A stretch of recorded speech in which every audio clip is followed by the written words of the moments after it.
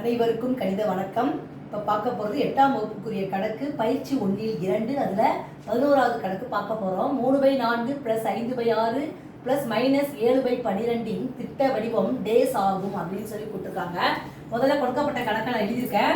அதுக்கு பிறகு இதனுடைய மீசிமா எடுக்க போகிறோம். 4, 6, 12 மீசிமா 4, 6, 12 மீசிமா எடுத்துட்டோம்னா 2 ஆயிப்பட வகுக்கிறேன். 2 2 4 3 6 6 12 திரும்பவும் 2ஆம் வாய்ப்பாலே வகுக்கிறேன். 1 2 இந்த 3 அப்படியே போட்டுக்கிறோம். 2 6ல் 2 2 6 இப்போ திரும்பவும் 3ஆல் வகுக்கிறோம்.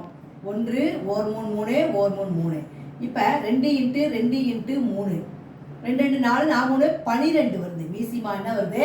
12. அப்போ பகுதியில் நம்ம என்ன செய்ய போகிறோம்? 12 போட்டுக்கிறேன்.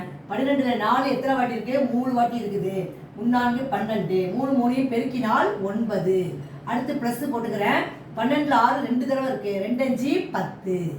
அடுத்து என்ன இருக்குது? ப்ளஸ் இன்ட்டு மைனஸ் மைனஸ் 12ல் 12 ஒரு தடவை இருக்குது. 1 7 7. இப்போ பார்த்தீங்கன்னா 9 10 கூட்டினால் 19 -7 ÷ 12.